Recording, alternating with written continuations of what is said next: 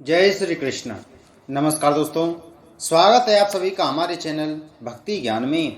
दोस्तों, आज मैं आपको कार्तिक मास महात्म के दूसरे अध्याय की कथा सुना रहा हूँ।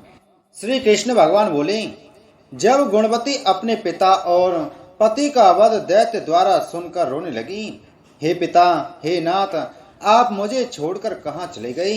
हे स्वामी, आपके बिना मैं क्या करूं, कहाँ जाऊं? मेरा भरण पोषण कौन करेगा?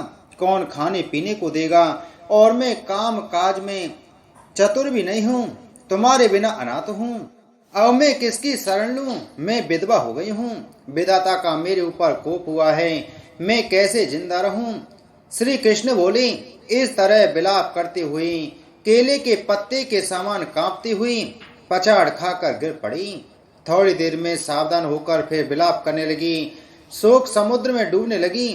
उस गुणवती ने घर का सब माल बेचकर शास्त्र के अनुसार बहुत सावधानी के साथ अपने पति तथा पिता की क्रिया की और उसी शहर में विष्णु भगवान की भक्ति में तत्पर होकर शुद्ध शांति के साथ रहने लगी और अपने आजीवन तक एकादशी का व्रत और कार्तिक मास के व्रत आदि करती रही।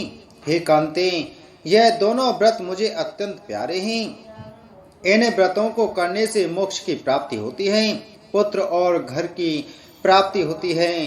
कार्तिक मास की तुला राशि पर सूर्य के आगमन के समय जो प्रातःकाल स्नान करें, वे महापापी भी भक्ति को प्राप्त होता है। जो मनुष्य स्नान, जागरण, दीपदान और तुलसी के वन का पालन करते हैं, वे विष्णु के रूप में हैं।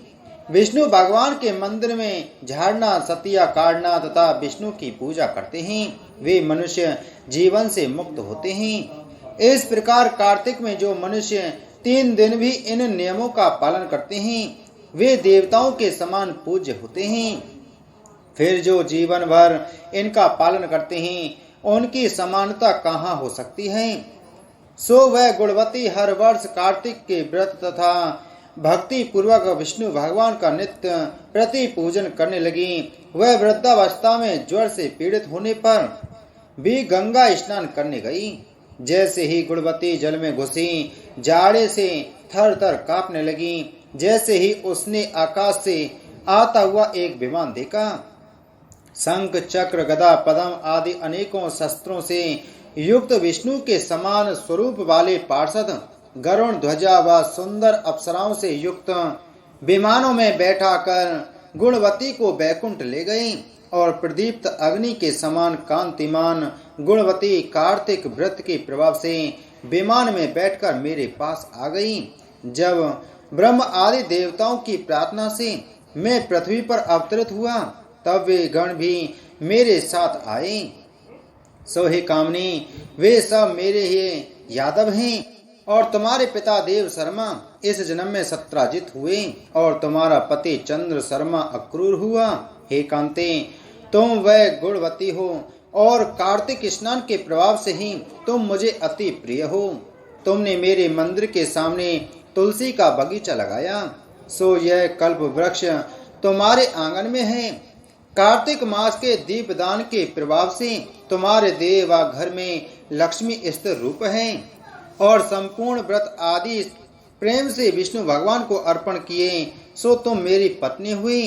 तुमने मृत्यु पर्यंत कार्तिक व्रत किए, इसलिए मुझसे तुम्हारा वियोग नहीं होता। इसी प्रकार कार्तिक व्रत करने वाले तुम्हारी भांति प्रिय होंगे।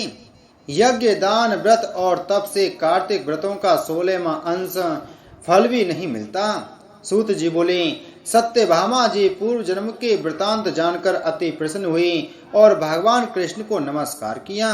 इति श्री कार्तिक मास महात्म द्वितीय अध्याय संपूर्ण। बोलो कार्तिक मास महात्म की जय। बोलो विष्णु भगवान की जय।